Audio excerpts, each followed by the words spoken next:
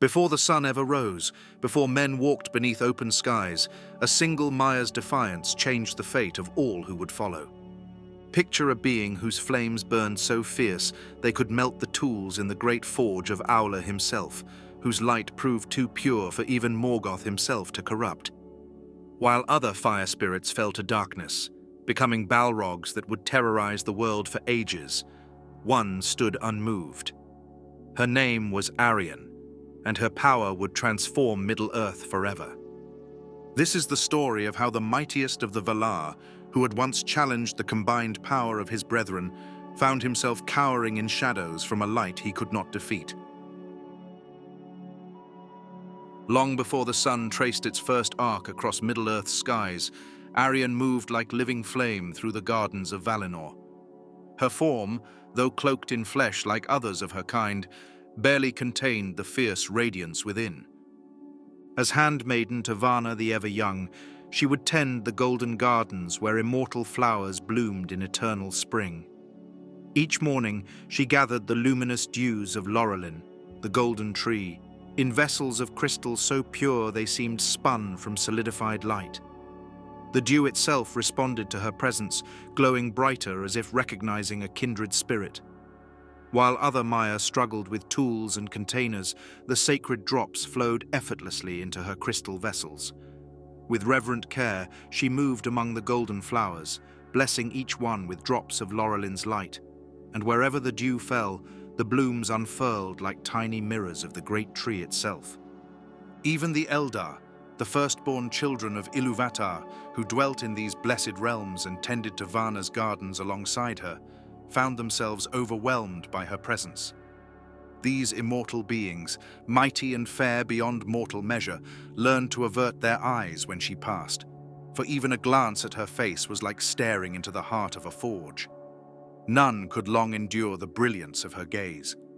Such raw power marked Arien as one of the mightiest among the fire spirits, a lineage now stained by betrayal.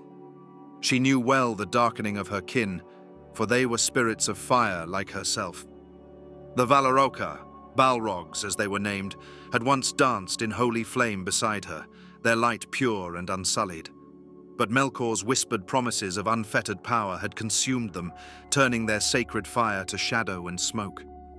She had not feared the heats of Laurelin and was unhurt by them, being from the beginning a spirit of fire, whom Melkor had not deceived nor drawn to his service. Those memories of betrayal grew sharper, as change stirred in the unchanging realm. Word spread through Valinor like ripples across still water. Manwë, king of the Valar, had released Melkor from his imprisonment. 3 ages in the depths of Mandos's halls had seemingly humbled the dark enemy, and in his mercy, Manwë saw his brother's bowed head and believed reformation had finally taken root in that blackened spirit. And so on that day, the gates of Mandos opened, and Melkor stepped forth into the light of the trees he had not seen in ages. In the days that followed, he walked through the halls of Valmar in humility, accepting the greetings of those who had once shunned him. He sat at feasts beside his brother Manwë, shared counsel with Aule in his forges, and wandered the gardens of Lorien. His voice, once commanding, now spoke softly of wisdom and peace.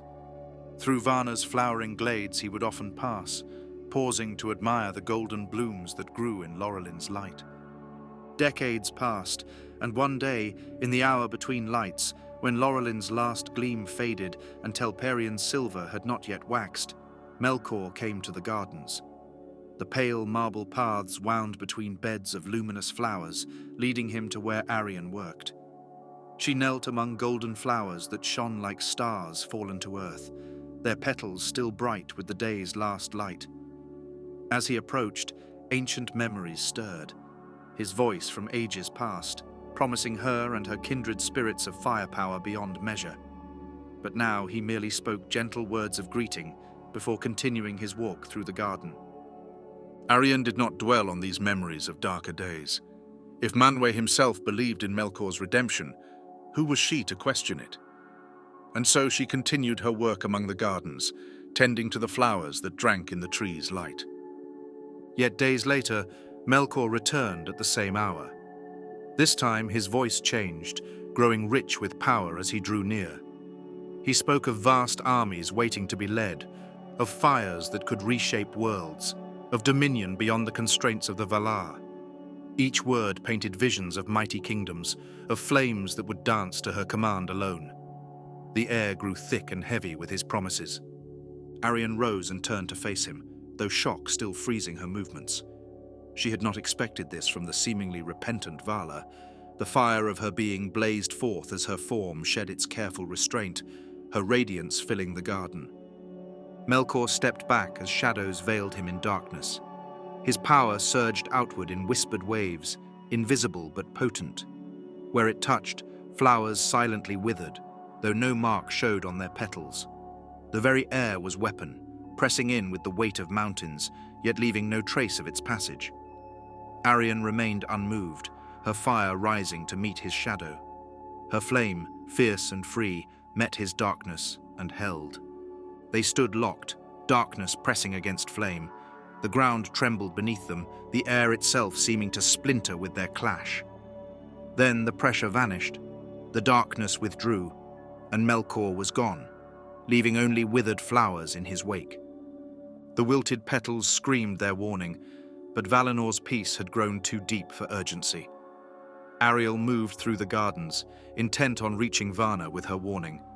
But the halls were alive with preparation, garlands being woven, fruits being gathered, songs being rehearsed. The coming feast was but a week away, and Varna, like all the Valar, was consumed with its arrangement. Arien's urgent message would have to wait. 3 days before the feast, Melkor returned once more to the garden. This time he was not alone. Something moved in the shadows behind him, something vast that seemed to drink in what little light remained of the day. Again he spoke of power and freedom, his voice gentle but insistent. Again Arien refused. This time they departed without conflict, leaving only a lingering chill in the air. Days passed, and that chill settled deeper into the stones of Valinor. Now the halls of Taniqatil blazed as if to drive away the memory of cold, countless lamps reflecting off the gold-threaded robes of the Vanyar and the jeweled finery of the Noldor. The Maya served and celebrated among them, while the Valar sat in splendor upon their thrones. At Manwë's behest, Fingolfin rose and offered words of reconciliation to his brother Feanor, acknowledging him as the eldest and rightful heir of Finwë. The gathered host fell silent as Feanor accepted with measured grace, though the fire in his eyes remained unquenched. Songs rose before Manwë and Varda's seat. Voices of Eldar and Ainur merged in harmony, yet beneath the music's surface, an undercurrent of tension remained. Nevertheless, he met Fingolfin before the throne of Manwë and was reconciled in word, and Fingolfin set at naught the unsheathing of the sword. For Fingolfin held forth his hand, saying, "As I promised, I do now. I release thee, and remember no grievance." Then Feanor took his hand in silence, but Fingolfin said, "Half-brother in blood, full brother in heart will I be. Thou shalt lead, and I will follow. May no new grief divide us." "I hear thee," said Feanor. "So be it." But they did not know the meaning that their words would bear. It is told that even as Feanor and Fingolfin stood before Manwë, there came the mingling of the lights, when both trees were shining, and the silent city of Valmar was filled with a radiance of silver and gold. Arien stood among her kindred, her flame dimmed to match the gentle radiance of the feast. Around her, the gardens of Valinor stretched vast and beautiful, blessed by the light of the two trees. Laurelin's golden glow waned, its last rays painting the clouds in amber. Telperian's silver had yet to wax, leaving the world balanced between lights. In that moment, a shadow deeper than any natural darkness crept across the sky. It spread like spilled ink, viscous and absolute, consuming torchlight and starlight alike. The darkness thickened, songs faltered, voices caught in throats. Then the screams began, as absolute blackness devoured the feast. Time lost meaning in that absolute void. Even Arien's inner flame provided no relief against this unlight. The darkness pressed against them like a living thing, thick and hostile, stealing breath and hope alike. When at last movement became possible in the lightless waste, hands reached blindly, finding only devastation. The two trees stood as broken monuments in the perpetual night, their once mighty forms withered and grey. Laurelin's leaves crumbled to ash at the slightest touch. Telperian's proud silver branches sagged like abandoned spider webs. Arien watched, her fire burning low with grief, as the last golden dew dripped from Laurelin's remaining leaf. In the desolation that followed, Yavanna and Nienna approached the dying trees.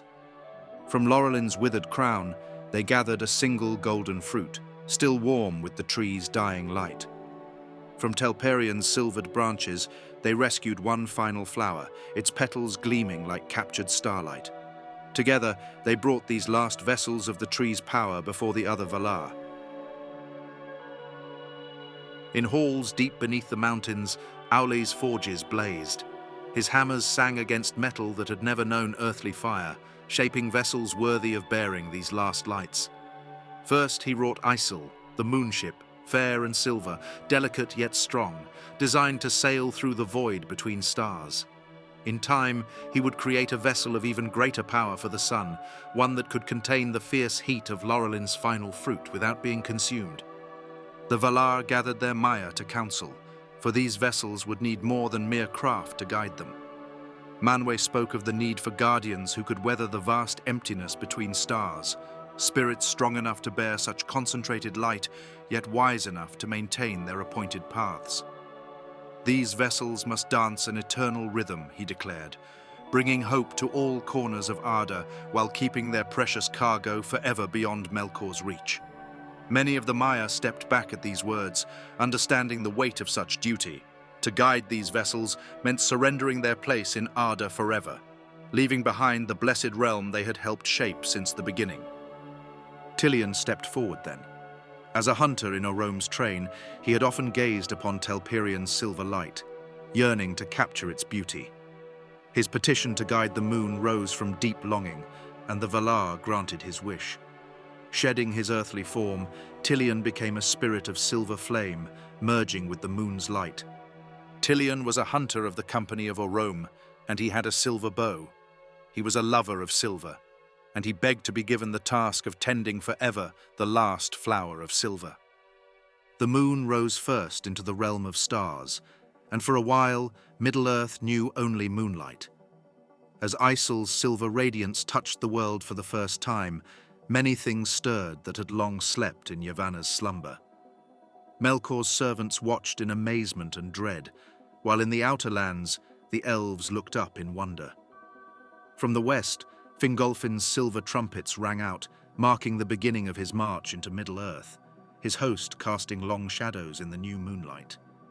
7 times Tillan had crossed the heavens, marking the world's first week, when at last Arien's vessel was ready. The Valar turned to her for the sun's guidance, knowing her inner flame had remained pure despite Melkor's temptations. When asked, she stepped forward without hesitation, understanding this would mean abandoning her physical form entirely. The fire spirit who had once tended golden gardens would become pure flame, unveiled and unbound. When Arien first rose in the east, her glory transformed the world. The first dawn exploded across the sky like a great fire upon the towers of the Pelori. Clouds kindled with colors no living being had yet seen, and the sound of countless waterfalls filled the air. Waters that had known only starlight now glittered golden under her gaze. Forests that had grown in twilight stretched toward her warmth. Vardar had purposed that both vessels should journey forever in Ilmen, passing each other as one turned from east as the other emerged from west. But Tillan proved wayward, drawn always to Arien's splendor, despite how her fierce light scorched him. This dance between sun and moon shaped the rhythm of days and seasons, a new order rising from the death of the two trees.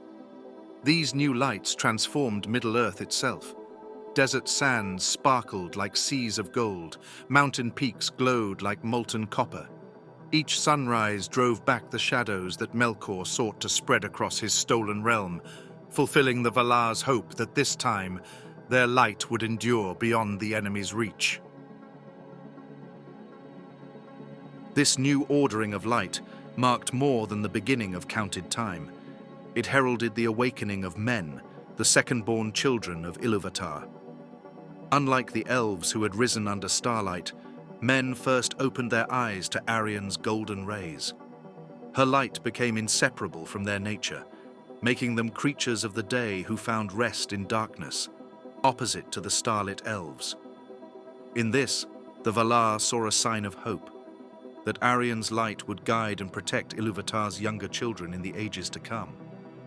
After destroying the two trees and stealing the Silmarils in Valinor, Melkor had fled back to Middle-earth, retreating to his northern fortress of Angband. There, he thought himself secure in his victory, believing the world would remain in the darkness he had created. But in his arrogance, he had overlooked a crucial truth. In spending so much of his own power to corrupt and darken the world, he had fundamentally transformed himself. The more he poured his essence into darkness, the more vulnerable he became to light, especially light of such pure and holy origin as that which Arien now wielded. The last fruit of Lorelin carried the concentrated essence of the two trees' holy radiance, and in Arien's keeping, it became a weapon more potent against him than any forged by the hand of Valar or elf. Some said the first time her unveiled flame touched Angband's gates, Melkor's scream of rage echoed through his halls. Her light, now concentrated into pure radiance, seared him more deeply than any wound his brethren had ever inflicted. The Dark Lord, who had once stood proud before the combined might of the Valar, found himself crawling into shadows, his corrupted form smoking where her rays had touched him. His hatred festered with each sunrise, knowing that the garden tender he had thought to seduce now wielded a power fundamentally antithetical to what he had become. The humiliation drove him to new depths of malice. Where he had once walked freely beneath stars, claiming all of Middle-earth as his domain, now he was forced to retreat into deep caverns. His servants labored endlessly to maintain thick clouds of ash and shadow above his realm, creating an artificial night to shield him from her burning scrutiny. Yet even these defenses proved incomplete. Her light would find ways through, like golden spears seeking their ancient enemy, burning away the darkness he had worked so hard to create. And Arien Morgoth feared with a great fear, but dared not come nigh her, having indeed no longer the power. For as he grew in malice and sent forth from himself the evil that he conceived in lies and creatures of wickedness, his might passed into them and was dispersed, and he himself became ever more bound to the earth, unwilling to issue from his dark strongholds. With shadows he hid himself and his servants from Arien, the glance of whose eyes they could not long endure, and the lands near his dwelling were shrouded in fumes and great clouds. Melkor's armies quickly learned to share their master's terror of dawn. His orcs fled at the first hint of sunrise, their courage withering under Arien's unforgiving gaze. Even the Balrogs, who had once been her kindred among the fire spirits, kept to the shadows of Angband rather than face what they had forsaken. Only in darkness could his forces operate at full strength, retreating like scalded beasts when Arien's light touched the land. Each sunrise became a reminder of their master's failure, the mightiest of the Valar, brought low by the defiance of a single Maya who had refused to bow before him.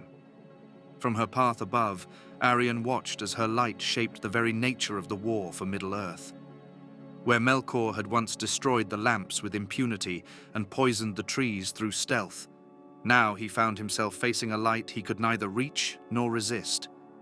In Arien's endless journey across the sky, the Valar had finally created a defense of Middle-earth that even Melkor, in all his power, could not overcome. Through all the ages that followed, Arien blazed her defiance across the heavens.